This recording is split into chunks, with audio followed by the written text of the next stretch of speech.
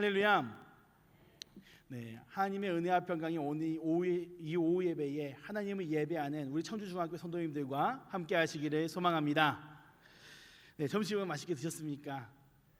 네, 점심 먹고 나서 이제 많이 피곤할 때입니다. 게다가 특히 찬양을 뜨겁게 하면은 이상하게 설교 시간만 되면서 더 잠이 많이 오더라고요. 그러나 우리가 이 예배 시간에 하나님을 예배하러 왔으니 끝까지 정신을 딱 붙잡고 하나도 빠짐없이 모든 은혜를 챙겨 돌아가시기를 소망합니다. 네, 오늘 말씀은 사도행전 16장 말씀입니다. 우리가 이 사도행전 16장 말씀에서 등장하는 사람 보면은 우리가 잊을 수 없는 사람이 등장하지요. 어떤 사람이 등장합니까? 바로 핵심 인물 바울 사도가 등장합니다. 이 바울 사도가 오늘 이 16장에서는요 뭘 당하느냐? 굉장히 억울한 일을 당합니다. 제가 16장 이제 중반부에서 이제 보기 딱 이 부분만 딱 잘라서 말했기 때문에 은혜 받는 말씀이구나, 좋은 말씀이구나 생각할 수 있지만 오늘 말씀은요 바울 사도가 굉장히 억울한 일을 당한 사건의 중심에 있는 말씀이에요. 굉장히 억울한 일을 당하는 중에서도 그럼에도 불구하고 하나님께 감사하여서 찬양할 때에 놀라운 일이 일어났던 것이죠. 구원의 역사는 그 자리에 일어났다는 겁니다. 오늘 말씀의 배경은 이 빌립보 지역입니다. 빌립보 지역에 도착해서 두아디아 성의 자주장사 루디아를 만나서 그녀의 집에 머물며 즉각 복음을 전하기 시작했을 때에 그곳에서 바울 사도를 괴롭히는 한 여인이 등장합니다. 그 여인은 뭐냐? 종인데, 여종인데 그 여종이 무엇을 잘하느냐? 점을 잘 춥니다.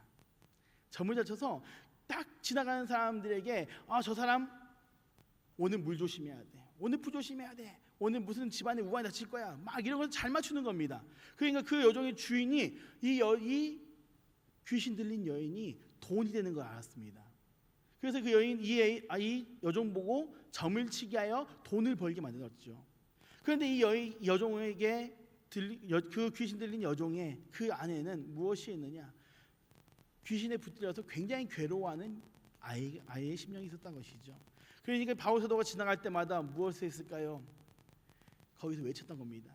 그 귀신이 한 건지 아니면 그 아이의 마음이 한 건지 모릅니다. 그러나 이 외침의 소리가 뭡니까? 지극히 높은 하나님의 사도로서 이렇게 하니 사람들의 시선이 집중되게 만든 겁니다. 바울 사도는 이 여종의 입장을 알았고 이 여종에게 이런 사연이 있는 줄 알았고 그리고 이 여종을 건들면 안 된다는 것도 알았습니다. 당시에 여기서는 종이었기 때문에 주인의 소유물이었기 때문에 함부로 해서는 안 된 걸 알았습니다. 그래서 그 여인이 올 때마다 그 괴로운 마음을 해서 그럼에도 갔으나 지나갈 때마다 계속 그 여종이 와서 외치고 하는 모습을 보고 도저히 참지 못해서 어떻게 하지요? 고쳐져 버립니다. 귀신을 쫓아내버리죠. 그 귀신이 쫓겨난 즉시 그 점치는 여자아이는 점을 못 치게 되는 겁니다. 근데 그 사실을 누가 아느냐? 그 여종의 주인이 알아버렸어요. 오늘 아침까지만 해도 점을 잘 치던 아이가 갑자기 바울이라는 사람 만나고 그 사람이 손을 내면서 귀신아 떠날지어다 하시니까 그 즉시 점을 못 치게 되니 그때부터 뭐가 끊어진 겁니까? 주인의 기쁨이 끊어지게 된 것이죠. 그래서 주인이 어떻게 하느냐? 이 자기의 소유물의 수익을 끊었다는 이유로 사람들의 그 바울 사도를 고발하게 됩니다. 바울 사도 고발당하니까 바울 사도 어떻게 되죠? 그대로 붙잡히게 되는 것이죠. 그래서 붙잡히게 되는데 거기서 어떻게 되느냐? 매를 맞습니다. 굉장히 큰 매를 맞고 그 지하 감옥에 갇히게 되죠. 바울 사도가 잘못한 게 있을까요? 바울 사도가 잘못한 게 있습니까? 아무것도 없죠. 오히려 괴로워한 사람에게 귀신을 쫓아냈으니 칭찬받아야 마땅한 상황이었음에도 불구하고 어떻게 됐습니까? 오히려 매를 맞고 고통스럽게 있는데 그것도 풀어준 것도 아닙니다. 매를 맞고 지하감을 가둬버린 겁니다. 정확한 신문도 재판도 이루어지지 않은 상태로 그대로 감옥에 갇히게 된 것이죠. 그렇게 되면 누가 기뻐할 수 있는 상황 누가 있겠습니까? 만약에 저한테 그런 일이 있다면요, 하나님 내가 뭘 잘못했습니까? 무엇을 어떻게 했습니까? 내가 왜 이런 매를 맞아야겠습니까? 이 말 하지 않았으면 다행일 겁니다. 그런데 바울 사도 어떻게 합니까? 신라와 바울이 동시에 무엇을 합니까? 그 감옥에 갇혔음에도 불구하고 착고에 매었음에도 불구하고 무엇을 하느냐? 하나님께 감사와 찬양을 합니다. 하나님은 찬양을 하죠. 그런데 그 소리를 누가 듣습니까? 그 감옥에 있는 모든 죄수들이 듣습니다. 다 끙끙 앓며 괴로워하는, 그리고 욕을 하고 고통스러워하는 그 장소에서 하나님을 찬양하는 찬송의 소리가, 말씀의 소리가, 기도의 소리가 들으니 그 소리가 온 감옥에 가득 되었다는 것이죠. 그런데 그 감옥에서 찬송 소리로 끝나면은 이야기가 지나지 않죠. 이야기는 그때서부터 시작됩니다. 오늘 말씀이 거기서부터 시작되는 것이죠. 하나님을 찬양하니 옥토가 흔들리고 지진이 나며 착고가 풀리고 문이 열렸더라. 상상도 할 수 없는 놀라운 일들이 일어나게 됩니다.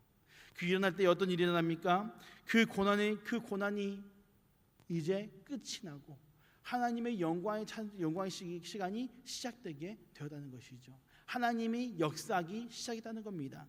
그런데 이 사건이 일어나기 전에 이 바울과 실라에게는 바로 무엇이 있었습니까? 끔찍한 고통이 있었다는 것이죠. 고통이 있었던 것입니다. 그러나 그 고통과 그 고난을 바울 사도와 실라는 어떻게 이겨냅니까? 당당하게 찬양으로, 감사함으로, 하나님께 영광을 돌림으로써 이겨냈다는 것이 오늘 말씀의 포인트입니다. 오늘 이 바울의 이 신앙의 모습을 함께 보면서 우리 그리스도인들이, 오늘 청주중앙교회 모든 성도들이 어떠한 삶을 살아야 되는지 함께 나누는 귀한 시간 되시기를 소망합니다. 우리의 2026년도 살아갈 때에 어떤 마음을 갖고 살아가야 되는지, 우리의 신앙이 어떤 모양으로 성장해야 되는지 함께 보는 귀한 시간 되시기를 소망합니다. 오늘 말씀 사도행전 16장 31절 말씀입니다. 31절 말씀 한번 보면 이렇습니다. 이르되 주 예수를 믿으라. 그리하면 너와 내 집이 구원을 받으리라 하니 아멘. 자, 오늘 말씀, 이 말씀은 우리가 너무나도 잘 아는 말씀이지요. 우리가 특히나 우리 전도하는 전도대원들이나 전도 교육을 받았던 사람들이면 이 메시지는 절대 잊을 수 없는 메시지 중에 하나일 겁니다. 저도 전도 교육을 할 때는 늘 이 말 하거든요. 보면요, 바울 사도가 이렇게 외쳤습니다. 주 예수를 믿으라. 그리하면 너와 내 집이 구원을 받으리라. 이렇게 했습니다 라고 합니다. 그렇습니다. 바울 사도가 오늘 이 외침을 할 때는요, 어떤 때냐면요, 자기가 감옥에 갇혀있는 상황이었습니다. 죄수인 상황이었습니다. 그런데 그 상황에서 어떻게 합니까? 바울 사도 당당히 외치죠. 주 예수를 믿으라. 그리하면 너와 내 집이 구원을 받으리라. 그런데 바울 사도가 이렇게 하게 되는 이유는요, 다른 게 아닙니다. 바울 사도와 실라가 찬양했을 때에 옥토가 움직였잖아요. 옥토가 움직이고 옥문이 열리고 착고가 풀리는 놀라운 역사가 일어났습니다. 빌립보 감옥의 간수는 이 사건을 눈으로 봤습니다. 물론 좋았을 수 있죠. 이 감옥에서 누가 나가겠어 하고 잤을 수 있으나 옥토가 흔들릴 때, 지진이 나면은 그 누구도 잠을 잘 수가 없습니다. 정신 차리죠. 바로 흔들리죠. 그런데 그 옥토가 움직일 때에, 그 전에 일어났던 사건을 생각해 보면은 이 간수에게는 굉장히 두려움이 될 수밖에 없던 겁니다. 게다가 어떻게 됐습니까? 자기가 지켜야 될 죄수들이 옥문이 열린 상태로, 착고가 풀린 상태로 있는 것을 보아버렸습니다. 옥문이 열린 것만 해도 간수들에게 굉장히 철렁거리는 사건이죠. 그런데 그 상황에서 간수가 선택할 수 있는 방법은 무엇이었을까요? 옥문이 열렸구나. 이제 중재인들이 언제 도망쳐도 이상한 상황이 아니구나. 나 내일 날 밝으면 죽겠구나. 에라, 이럴 바엔 내가 불명예 세력에 죽을 바에야 내가 스스로 자결하여서 내 가족들에게는 이런 피해 가지 말아야 하겠다. 간수에게는 이런 생각에 스쳐 지나갈 수 있습니다. 그래서 어떻게 합니까? 자기가 거기서 자결하려고 딱 할 때에 바울 사도가 말하죠. 우리 여기 있어. 우리 여기 있으니 칼로 자기의 몸을 해하지 마시오 라고 외칩니다. 간수가 봤을 때에 이 사람을 봤을 때에, 간수 입장에서 이 바울 사도를 봤을 때에 어떤 생각이 들었을까요? 굉장히 두려운 마음이 들었습니다. 굉장히 두려운 마음이 들었어요. 보통 죄수들이었으면 감옥 문이 열리고 착고가 풀렸다면 어떤 선택을 할까요? 제일 먼저 도망칠 생각을 하겠죠. 아싸, 이 도망쳐야지, 탈옥이다, 도망치겠죠. 그런데 한 명도 도망치지 않은 거예요. 우리가 다 여기 있습니다. 죽지 마십시오. 자결하지 마십시오. 우리 모두 여기 있으니 안심하십시오. 오히려 죄인이 간수를 안심시키는 역전현상이 일어나게 된 것이죠. 그러니 간수에게는 어떤 마음이 든 겁니까? 이 사람은 보통 사람이 아니구나. 이 사람이 보통 사람이 아니구나. 이 모든 사건의 주역이 여기 있구나. 이 간수의 입장에서는 이런 생각을 할 수밖에 없는 것입니다. 그러니까 어떻게 합니까? 혹시 내가 구원을 받을 만한 방법이 있습니까? 구원을 어떻게 받을 수 있습니까? 라는 말이 절로 나오게 된다는 것이죠. 그때 어떻게 합니까? 바울이 간수에게 말합니다. 주 예수를 믿으라. 그리하면 너와 내 집이 구원을 받을 것이다. 그렇습니다. 이 선포 가운데에 바울의 신앙, 즉 오직 예수님의 신앙이 이 바울 사도의 안에 있었다는 것이죠. 바울 사도가 찬양했을 때에, 옥문이 열렸을 때에 하나님 감사합니다. 옥문이 열어줬으니 저 떠나겠습니다. 저 다시는 이 빌립보 오지 않겠습니다. 이게 아니었습니다. 하나님, 주님께서 일하시는군요. 오늘 여기 그 감옥에서 하나님 만난 영혼이 있다는 것이군요. 제가 그 영혼을 전도하겠습니다. 구원하겠습니다. 거기서 기다렸던 거예요. 그때 간수가 보였고 간수에게 말하는 겁니다. 구원받을 만한 이름이 있으니 주 예수를 믿으십시오. 그러면 구원을 받을 것입니다. 라고 했던 겁니다. 옥중에서 외치고자 했던 그 바울 사도의 신앙은 다름이 아니라 예수님의 신앙이었던 거예요. 다름이 아니라 예수님의 이름을 전하는 것이었습니다. 주님의 이름을 전하는 것이었습니다. 오직 예수님의 믿음으로 우리는 구원을 얻습니다. 할렐루야. 예수님 이름 외에는 다른 길은 없습니다. 오직 길은 하나라는 사실을 우리는 분명히 알아야 됩니다. 요즘 전도할 때요, 요즘 사람들이 전도할 때 교회 부흥시킬 때에 여러 가지 제자들을 꾸밉니다. 어떤 사람은 선물로 써요, 어떤 사람은 관계 전도로 써요, 어떤 사람은 여러 가지 프로그램을 동원해서요 전도해야 된다 말합니다. 그러나 전도는 2000년 전, 4000년 전부터 딱 방법은 하나였습니다. 뭡니까? 예수 그리스도입니다. 2000년 전부터 예수님이 이 땅에 오셔서 그 복음의 메시지를 준 세계명을 주는 그 시점부터 구원의 이름은 누구였습니까? 오직 예수 그리스도입니다. 주님의 이름 외에는 다른 구원의 방법이 없다는 사실을 우리는 분명히 알아야 됩니다. 내 전도하고 싶습니까? 내 옆에 자리에 채우고 싶습니까? 누군가를 이 교회를 소개시키고 싶습니까? 그렇다면 예수의 이름 붙잡으시기 바랍니다. 예수의 이름 붙잡으시기 바랍니다. 바울 사도와 바울과 실라가 그 감옥문에서 찬양과 기도를 했을 때에 옥터를 움직이신 분이 누구입니까? 하나님이 움직이셨습니다. 그렇다면 우리는 누구만 의지하면 됩니까? 하나님, 곧 예수님만을 의지할 때에 놀라운 역사가 일어날 수 있음을 분명히 믿으시길 소망합니다. 사도행전 4장 12절에는 이런 말씀이 있습니다. 다른 이로서는 구원을 받을 수 없나니 천하 사람 중에 구원을 받을 만한 다른 이름을 우리에게 주신 일이 없음이라 하였더라. 아멘. 또한 갈라디아서 3장 26절에는 이렇게 말하지요. 너희가 다 믿음으로 말미암아 주 그리스도 예수 안에 하나님의 아들이 되었으니 아멘. 초대교회 당시 베드로가 선포한 위의 말씀, 바울 사도가 갈라디아 교회 성도들에게 선포하는 위 말씀도 같은 의미를 가집니다. 다른 이름을 가진 게 없죠. 성경은 말할 때에 다른 이름을 주지 않았습니다. 오직 예수님의 이름만을 확고하게 나타내고 있다는 것이죠. 확고하게 드러내고 있다는 사실입니다. 사실 이 말씀을 선포할 당시 베드로와 사도 바울의 형편은 참으로 고통스러운 상황이었습니다. 베드로는 유대인들 종교 지도자들의 박해를 앞에 두고 있었고, 바울 사도는 사랑으로 세운 교회가 미혹되어 사람들에게 유린되어 자신을 대적하는 이들까지 생겨난 상황이었습니다. 교회를 세우고 돌아갔다 보니까 다시 가라지가 가득 세워져 있는 겁니다. 원수가 와서 가라지를 확 뿌리고 간 겁니다. 그 모습을 보면 어떨까요? 교회가 쑥대밭이 되어 있는 거예요. 복음으로 오직 예수님만 믿으면 됩니다 하고 구원하고 교회를 세워놨더니 잠시 어디 갔다 돌아오니까 갑자기 파당이 생기고 할례를 받아야 한다 하며 행함이 있어야 된다 하고 이런 이상한 것들이 거기에 가득 채워져 있는 겁니다. 성도들을 미혹하고 있는 겁니다. 그 바울의 심정이, 상황은 베드로가 유대인들 자기를 보호해야 될 사람들이, 지도자들이 오히려 자기를 공격하는 그 상황에 놓여 있을 때에 그 상황은 결코 좋은 상황들이 아니죠. 결코 유익한 상황이 아닙니다.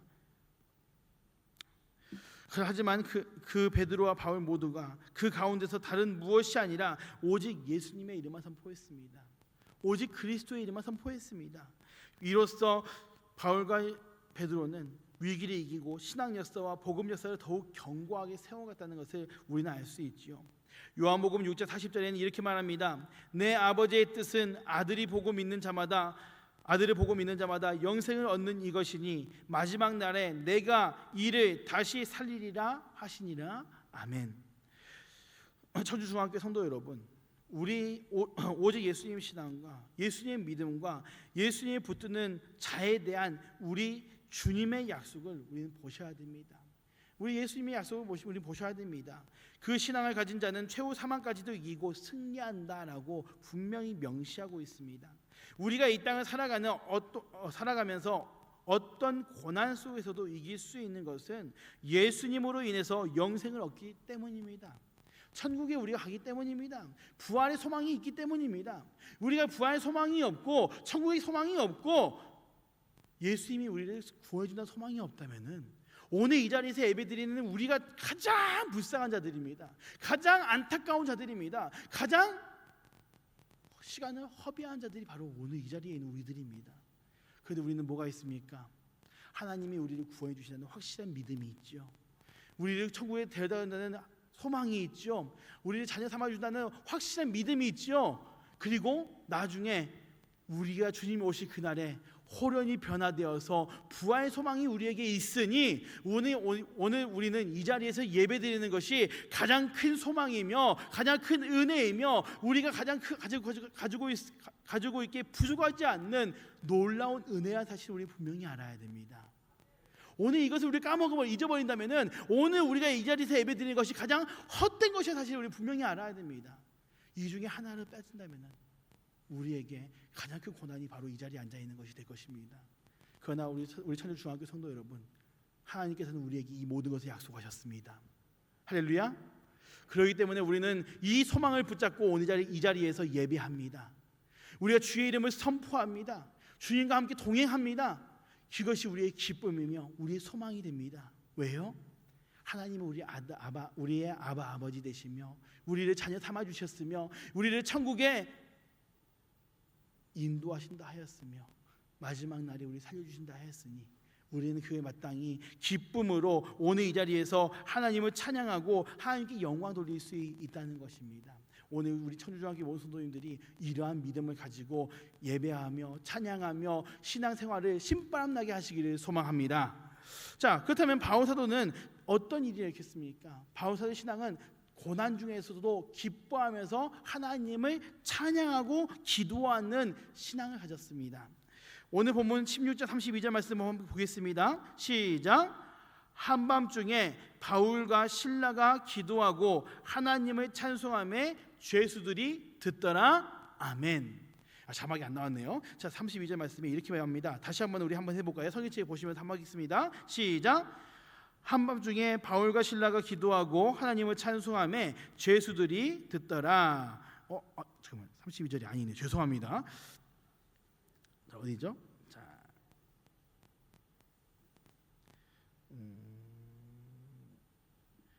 앞에 잘못 봤네요. 자, 아무튼 오늘 본문 말씀이 그렇습니다. 한밤중에 주님 기도하고 찬송했다는 것은 예배 신앙으로 고난을 이겨냈음을 의미합니다. 자, 우리가 저녁에 밤에 이 고난을 받은 밤에 사람들이 얼마나 아픈지는 다쳐본 사람만 압니다. 자, 여러분, 우리가 교통사고 나거나 하면은 그 교통사고 난 즉시 아픕니까? 물론 이제 중상을 당하면 다릅니다. 이 얘기는요. 그런데 이제 누가 뒤에서 쾅 맞거나 그러면은 바로 아픕니까? 당신은 그렇게 안 아프지요. 당신은 안 아픕니다. 그런데 언제쯤 아픕니까? 시간이 지나서 이제 긴장이 풀릴 때쯤, 저녁이나 다음 날이 되면은 굉장히 고통스러워집니다. 제가 왜 이걸 아냐면요, 사고를 많이 나봤거든요. 보기보다 치기도 많이 쳐봤고요, 사고도 많이 나봤습니다. 젊은 날에 좀 사고만 쳐봤습니다. 자, 그런데 그렇게 하다 보니까 어떤 일을 당합니까? 이 바울과 실라가요, 밤중에 어떨까요? 사람들이 굉장히 고통스러울 때입니다. 채찍을 맞고 몽둥이를 맞으면은 그 당시도 아프지만 시간이 지나면 지날수록 점점 더 아파오죠. 바울과 실라가 매를 맞았을 때에 무엇이 먼저 나왔을까요? 봐주면서 때리지 않았을 거 아니에요. 당시에 보니까 이 바울이 로마 시민권자인지도 몰랐습니다. 그 재판을 했던 그 관리하는 총괄 관리자가 바울이 로마 시민권자인지도 몰랐어요. 그럼 어떻게 했을까요? 봐주면서 때렸을까요? 정말 열심히 때렸을까요? 정말 열심히 때렸을 겁니다. 굉장히 아프게 때렸겠죠. 그러면 저녁이 어떻게 될까요? 고통스러워서 말도 못하게 아플 겁니다. 그런데 바울과 실라는 어떻게 합니까? 거기서 고통스러운 중에서도 찬양합니다. 기도합니다. 하지만 그렇게 하나님을 예배했다는 것이죠. 그리고 그들의 예배로 고난을 이겨냈다는 사실입니다. 어려움을 이겨냈습니다. 기도는 하나님에 대한 절대적 의지의 표시이며 찬미는 영적 헌신의 표시입니다. 이를 고난의 순간에도 드리는 바울과 실라의 모습을 우리 보시기 바랍니다. 본문은 이 기도와 찬송을 누가 들었다 말하느냐? 죄수들이 들었다라고 기록을 하고 있습니다. 이 얼마나 당당한 모습입니까? 이처럼 당당하고 확고한 예배 신앙이 그들로 끔찍한 고난을 이길 수 있게 했다는 것입니다. 성경을 보면 성도들에게 습관적으로 해야 될 일, 늘 힘써야 될 일을 강조하는 경우가 굉장히 많습니다. 그 중에 하나가 바로 예배이지요. 데살로니가전서 5장 16절 18절 말씀 보면 이런 말씀이 있습니다. 항상 기뻐하라, 쉬지 말고 기도하라, 범사에 감사하라. 이것이 그리스도 예수 주 안에서 너희를 향하신 하나님의 뜻이니라. 아멘. 자, 우리가 보면은 자주 볼 수 있는 메시지 중 하나죠. 제가 전에 있던 교회에서는 이것이 교회 그 새벽 예배 드리는 소예배실에 뒤에 꼭 붙어 있었습니다. 항상 기도하라. 항상 기뻐하라. 쉬지 말고 기도하라. 범사에 감사하라. 이 메시지가 뒤에 붙어 있었죠. 그러면서 새벽 기도를 할 수 있게 만들었습니다. 얼마나 좋은 말씀입니까? 항상 기뻐하라. 항상 기뻐하라. 쉬지 말고 기도하라. 범사에 감사하라. 이 메시지가 얼마나 좋은 말씀이죠. 평안할 때는 얼마나 좋습니까? 그런데 고통스러우면 이게 쉬워집니까? 항상 고통스러운데 기뻐할 수 있습니까? 당장 내가 죽게 생겼는데 기도할 수 있습니까? 그리고 내가 쓰러져 죽게 생겼는데 감사할 수 있습니까? 쉽지 않습니다. 내 마음을 상하게 하는 사람이 내 앞에 있다면 기뻐하기보다는 무엇이 먼저 나올까요? 분노가 먼저 나오고, 내 아주 당장에 갚을 사업이 아주 무너지고 있으면은 기도하기보다는 무엇부터 합니까? 날 도와줄 사람이 어디 있는가? 내 사업을 다시 일어나게 할 사람이 누가 있는가? 이 돈을 갚아줄 사람이 어디 있는가? 연구하죠, 스스로요. 그리고 상황이 나에게 계속 압박이 올 때에 사람들이 어떻게 합니까? 범사에 감사하기보다는 불평을 늘어놓습니다. 왜 나만 겪는 고난이냐고, 왜 나만 당하는 슬픔이냐고 원망하고 슬퍼하지요. 그래서 복음서가 중에 이척이 복음서가 있죠. 걱정하지 마세요. 슬퍼하지 마세요. 누가 있으니요? 주님이 나와 함께 하시니 고통스러워하지 말고 슬퍼하지 마세요. 당신만이 고난당하는 거 아닙니다. 주님이 함께 하시잖아요. 힘을 내세요. 힘을 내세요. 주님이 함께 하시잖아요. 그렇습니다. 하나님께서는 우리와 함께 하십니다. 할렐루야. 오늘 바울과 실라가요, 고난당하고 매를 맞았음에도 불구하고 착고를 채웠음에도 불구하고 그 습한 그 지하 감옥에 갇혔을지라도 하나님을 찬양할 수 있었으면 다른 게 아닙니다. 하나님을 예배할 수 있었으면 다른 게 아닙니다. 하나님이 나와 함께함을 알았기 때문이에요. 하나님이 나와 함께 하심을 알았기 때문이에요. 예수님은 나보다 더 큰 고난을 당해서 내 생명을 위해서 십자가 못 박혀 돌아가셨는데 이 매맞는 것 내가 왜 두려워하겠느냐? 좀 매맞고 있는 거 왜 내가 이거 가지고 불평하겠는가? 바울 사도와 실라는 그렇게 고백했다는 거예요. 오히려 그러면서 하나님을 찬양했다는 겁니다. 누구도 기뻐하지 못한 상황에 기뻐하고, 누구도 기도하지 못한 상황에 쉬지 않고 기도하고, 누구도 감사하지 못한 상황에서 감사할 수 있었던 것은 그 안에 하나님을 믿는, 하나님을 의지하는 심령이 그 안에 가득했기 때문이에요. 그러니 가능했던 겁니다. 그럼 우리도 능히 할 수 있을까요? 없을까요? 능히 할 수 있습니다. 왜요? 하나님이 우리와 함께함을 우리가 갖고 있다면요, 하나님이 나와 함께함을 믿긴다면요, 우리는 할 수 있습니다. 주님만 의지하면 할 수 있습니다. 주님이 나와 함께하면 믿는다고 할 수 있습니다. 주님이 우리와 함께하는데 무엇이 두렵고 무엇이 무섭고 무엇이 불만입니까? 주님이 함께하는데요. 우리는 결단하고 그럴 수 없다는 사실을 분명히 알아야 됩니다. 그렇기 때문에 항상 기뻐하고 쉬지 말고 기도하고 범사에 감사한 겁니다. 그게 바로 누가 원하는 뜻이기 때문이지요? 하나님이 원하시기 때문입니다. 하나님이 바라시기 때문입니다. 우리 그의 백성들이 항상 기뻐하고 항상 쉬지 않고 기도하고 범사에 감사하는 것이 하나님이 원하시는 것이기 때문에 우리는 마땅히 해야 되는 거예요. 자녀들이 부모를 기쁘게 하기 위해서 어떻게 합니까? 제가 요즘에 이제 저희 첫째 딸을 보면서 좀 웃을 때가 많습니다. 물론 이제 화낼 때도 많은데 웃을 때가 있는데 예상치 못한 제스처를 취할 굉장히 웃어지더라고요. 아이가 웃기려고 와서 뭐 하느냐, 와서 놀아달라 하기도 하고 안아줘 하기도 하고 하는데 가끔씩 자기가 혼날 줄 알면 혼날 일을 딱 하고 있다가 자기 혼날 뻔하면 하는 제스처가 하나 있습니다. 최근에 생겼어요. 뭐 하려고 하면 언성이 높아지려면은 갑자기 두 손을 딱 펼치더니 한 소리가 있습니다. 진정해, 이렇게 하더라고요. 진정해, 이러더라고요. 그 모습 보고 제가 한번 크게 웃었습니다. 아이가 내 마음을 가장 잘 알구나.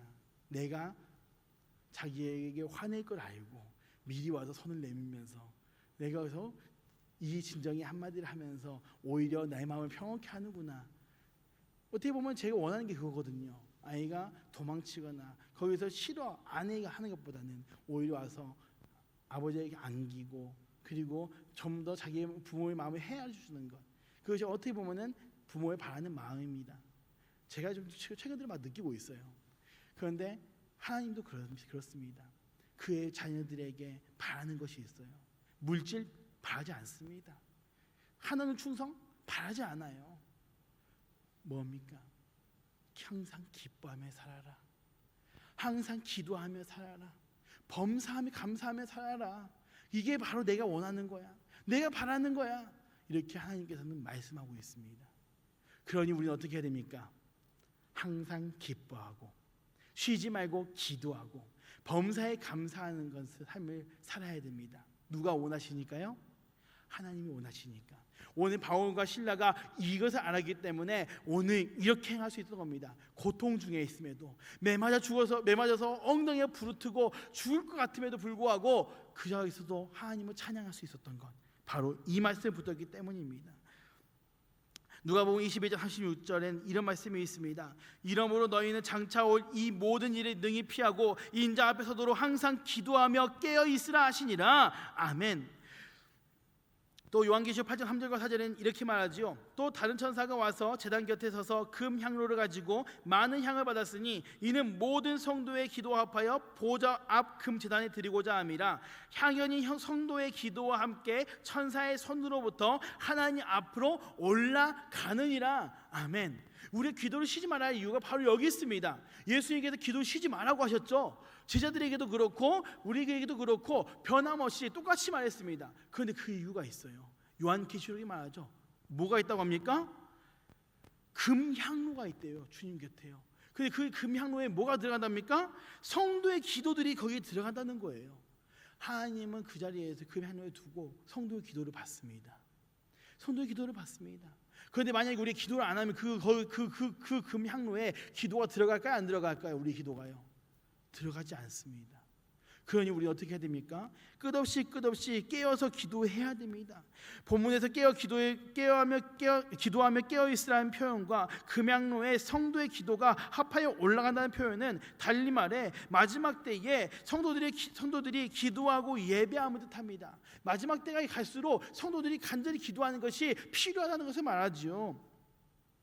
그렇기 때문에 어떻게 해야 됩니까? 우리는 마지막 때에 갈수록 점점 주님 오실 그때가 점점 언제일지 모르나 다가오고 있을 때에 우리는 뭐 해야 됩니까? 모이기를 힘써야 됩니다. 기도하기를 힘써야 됩니다. 그래야 기도를 해야 됩니다. 목사님 바쁜데요. 바빠서 좀 힘들 것 같아요. 기도하자 지하에서부터 시작해서 자녀를 위한 기도회가 있습니다. 어서 오세요 외치고 있는데 점심 밥 먹어서 좀 배 좀 소화 좀 시켜야 되니까 나중에 들어갈게요. 찬양이 있잖아요. 이때라 이때라, 은혜 받을 때가 이때라. 그래서 우리가 기도할 때가 이때입니다. 기도할 때가 항상 주어져 있지 않아요. 언제 주님 오실지도 모르고 기도를 못할 날이 분명히 다가옵니다. 그렇다면 우리 어떻게 해야 될까요? 기도할 수 있을 때 기도를 최대한 많이 하는 것이 필요합니다. 끊임없이 기도를 해야 됩니다. 왜요? 주님께서 명령하셨으니까요. 주님께서 우리에게 명령하셨으니 우리는 마지막 때까지, 주님 오실 때까지 우리의 신앙을 지키기 위해서라도 기도를 끝까지 해야 됩니다. 기도를 해야 됩니다. 기도가 많은 순간 그 틈을 누가 들어올까요? 그 틈을 노리고 누가 들어올까요? 마귀가 들어옵니다. 귀신이 들어옵니다. 그 자리를 꿰차고 어떻게 알고 들어와서 우리의 마음을 해박놓습니다. 기도하는 자에게는요, 귀신이 들어올 수가 없습니다. 물론 기도할 때에요, 다른 생각 가지고 기도 안 하는데 그럼 다르겠죠. 그러나 하나님을 바라보면서 주님과 소통하면서 교제하는 그 성도에게 마귀가 들어올 틈은 존재하지 않습니다. 귀신이 들어올 틈은 존재하지 않습니다. 오직 하나님과 연결된 삶, 주님과 연결된 삶, 주님과 연결된 채널이 있는 삶, 그 삶을 누리며 살아갈 때에 어떠할 수 있습니까? 고난 중에도, 어려움 중에도 하나님을 찬양할 수 있습니다. 고난과 어려움이 있을 때 기도할 수 있는 거요, 누구나 할 수 있는 거 아니에요. 누구나 할 수 있는 거 아닙니다. 소방 훈련을 받을 때에 열심히 받아야 될 이유가 여기 있는 것처럼 우리 날마다 훈련을 해야 돼요. 영적인 훈련을 해야 할 때 나중에 어려움이 닥칠 때에 그 자리에서 무릎을 꿇고 기도하는 역사가 일어납니다. 훈련이 안 돼 있으면요, 어려울 때 우왕좌왕합니다. 어떻게 해야 할지 몰라서 헤맵니다. 숙련된 자는 숙련된 성과를 보입니다. 그렇습니다. 우리 천주중학교 성도 여러분, 주님 앞에 기도하는 삶, 주님을 찬양하는 삶, 예배하는 삶을 우리가 열심을 다해서 순종함으로써 숙련을 해야 됩니다. 그리고 주님 오실 그날까지 우리가 모이기를 힘쓰고 주님을 찬양하는 데에 더욱더 열심히 해야 되는 것이죠. 마틴 루터는 기도하는 인생에 있어서 가장 소중한 기도에 대해서 이렇게 말합니다. 기도는 인생에 있어서 가장 소중한 일이다, 이렇게 말합니다. 만약 하루라도 기도를 소홀히 한다면 신앙의 정열을 잃게 된다라고 본인이 말하죠. 존 포너는 기도는 영혼의 방패요 하나님께 드릴 영적 제물이며 사단을 향한 채찍이다라고 고백합니다. 위대한 설교자 설퍼전은 이렇게 말합니다. 내게 있어서 기도의 응답은 단지 신앙이 아니라 일상생활의 실험이다. 나의 생애는 기도의 응답으로 성립되어 있다라고 말하죠. 이외에도 수많은 성도들은 기도의 중요성을 강조합니다. 이들은 기도로 승리한 사람들이지요, 찬송으로 마귀의 진을 파한 사람들입니다. 예배로 모든 어려움들을 착착 이겨낸 사람들이란 것이죠. 우리도 그렇습니다. 우리가 닥치는 환난과 시험과 위기를 이기려면 무엇을 해야 됩니까? 예배해야 됩니다. 할렐루야. 예배하는 걸 즐겨 행해야 됩니다. 하나님 앞에 예배드리는 것을 기뻐 행해야 됩니다. 그리고 뭐 해야 됩니까? 기도해야 됩니다. 그리고 범사에 기도하면서 감사와 찬송을 올리면서 승리해야 됩니다. 이렇게 해야지 우리가 진정한 승리자로서 하나님 믿는 사람으로서 이겨낼 수 있다는 사실을 분명히 알고 오늘 우리 천주중학교 모든 성도님들이 하나님 말씀으로 일어날 수 있기를 소망합니다. 세 번째로 주의 말씀은 모든 사람에게 전한다는 것이죠. 오늘 말씀 16절 32절 말씀에 보면 이렇습니다. 한번 읽어볼까요? 자, 주의 말씀을 그 사람과 그 집에 있는 모든 사람에게 전하더라. 아멘. 바울 사도는 어떻게 합니까? 거기서 이제 주의 말씀을 모든 사람에게 전했다는 것입니다. 간수와 죄수들 가리지 아니하고 주의 말씀을 증거했습니다. 앞서 다루었듯이 바울과 사실라는 감옥에서도 기도와 찬송했습니다. 그러자 큰 지진이 일어나서 옥문이 열리고 착고가 풀어지는 기적의 역사가 일어나게 되지요. 그리고 이로 인해서 바울은 간수를 전도하고 더 나아가 그 가족들까지 전도하는 일이 일어납니다. 그 가족까지 구원하게 되는 일이 일어납니다. 천주중학교 성도 여러분, 바울의 싸움은 사실 마귀와의 싸움입니다. 마귀와의 싸움이지요. 사람과의 싸움 같아 보이지만 실제로는 거의 공중의 권세 잡은 사단과의 싸움입니다. 바울이 매맞았을 때에 만약 거기서 불평해도 그 누구 욕할 사람 없습니다. 그 누구도 억울한 상황인데 당연하다 고개 끄덕끄덕 거리죠. 아니 바울, 네가 착한 일 했는데 네가 왜 매맞아야 돼? 네가 왜 감옥에 있어? 당연한 거잖아요. 중요한 건요. 귀신 들린 자를 고쳐줬는데 왜 매를 맞아야 됩니까? 병 들린 자를 낫게 했는데 왜 거기서 징계를 받아야 됩니까? 오히려 칭찬을 받아야 되고 오히려 존귀함과 높임을 받아야 되는데 오히려 매를 맞고 감옥에 갇히는 이 마이너스 상황, 그 누가 봐도 불평과 불만이 있어도 전혀 누구도 뭐라 하지 못할 상황이 바로 바울과 실라의 상황입니다. 그럼에도 불구하고 이런 시련과 고통 속에서도 몰아넣은 자, 곧 마귀의 권세를 꺾어버리는 바울과 실라의 모습을 보시기 바랍니다. 바울과 실라는 그 고난 중에서도 간수를 전도하여서 마귀에게 승리했고 이후에는 간수의 가족 모두에게 복음을 전하여 완전한 승리를 거두게 만듭니다. 오직 예수의 이름을 드높이면서 하나님께 영광을 올리면서 마귀를 완전히 KO패 시킨다는 것이죠. 우리의 승리도 이와 같습니다. 결국 우리는 마귀와의 생명을 지키는 싸움, 구원하는 싸움을 싸우고 있으며 이 싸움의 과정에서 마귀는 고난을 주고 낙심을 줍니다. 우리에게 절망을 줍니다. 우리 일상에서 많이 있잖아요. 보면요, 주님의 일을 행하려고 전도하러 나갔더니 이상하게 전도하니까 되로 욕을 막더라. 전도하러 나가는데 갑자기 지나가던 차에서 사람이 욕을 하지 않나? 갑자기 전도지 나눠주니까 그 전도지를 던지면서 괜히 욕을 하지 않나? 내가 이러려고 전도하나? 내가 이러려고, 내가 누군데 내가 이런 대우를 받아야 되나? 에이 안 해. 다시 나눠봐라. 주님의 일을 전하는 것, 그러다가 오히려 더 많은 실망감을 얻고 더 많은 절망감을 얻고 더 많은 상처를 받으면서 그만두려 한 일이 많이 있습니다. 그러나 우리는 알아야 됩니다. 우리가 주님의 일을 하려면요, 할 때에 가장 싫어할 자가 누군지 알아야 됩니다. 주님의 일을 행할 때에 가장 싫어할 자가 누굴까요?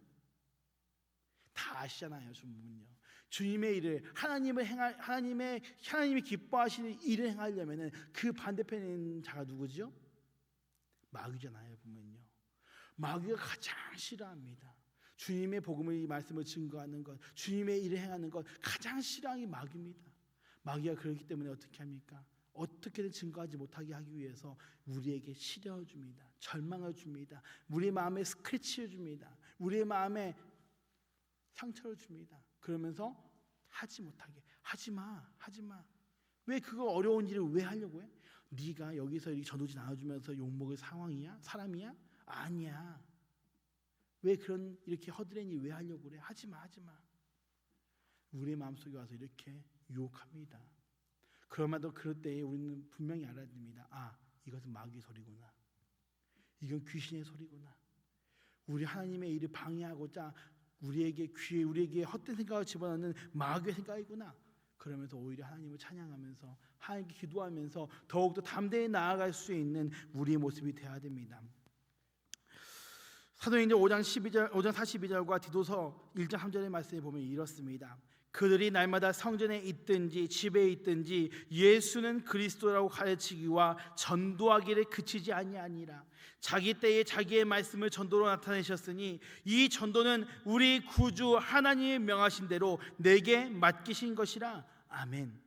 초대교회 성도들은 그들이 성전에 있든지 집에 있든지 전도하기를 그치지 아니하였다라고 성경에서는 기록되어 있습니다. 그들은 이로써 승리자가 되었습니다. 주님의 복음을 증거할 때에 누가 그 복음을 증거하는 모습을 보았을까요? 마귀도 보지만 하나님도 봅니다. 아, 네가 나의 이름 정하는구나. 땡땡아, 누구의 아무개야. 내가 기뻐하는 일을 하는구나. 누가 아시죠? 하나님이 아십니다. 주님이 아십니다. 세상 사람들 아무도 몰라줘도 누가 아십니까? 하나님이 알아주십니다. 그때에 우리는 어떻게 할 수 있습니까? 주님이 마지막 때에 착하고 추선한 종아, 내가 작은 일에 충성하였으니 내가 큰 걸로 맡기리니 내 주인의 잔치자리에 함께하여라. 이 명령의 메시지를 언젠가 우리에게 주실 것입니다.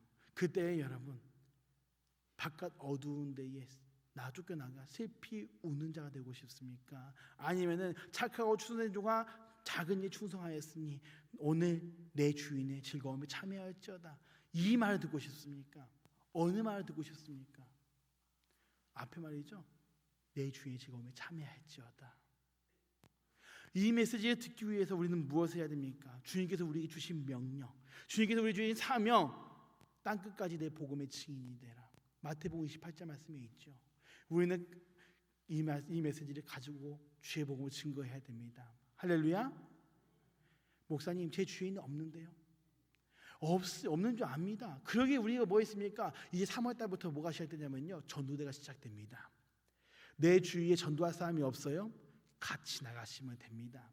어떻게 하시냐면요, 공지가 될 겁니다. 광고가 나갈 거예요. 그때 하나님 나에게 전도의 기회 주시는군요. 내가 순종하겠습니다. 나오시면 됩니다. 또 목사님, 제가 전도할 용기가 없는데요.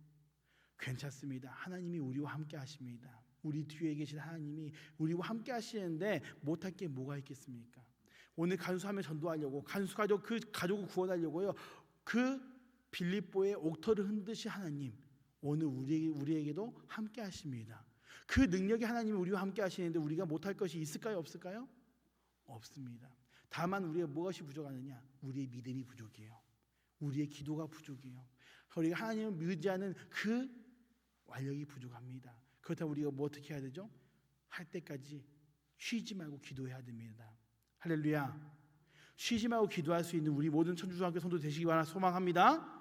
예배도 예배해야 됩니다. 왜요? 예배 가운데는 영의 양식이 있기 때문이죠.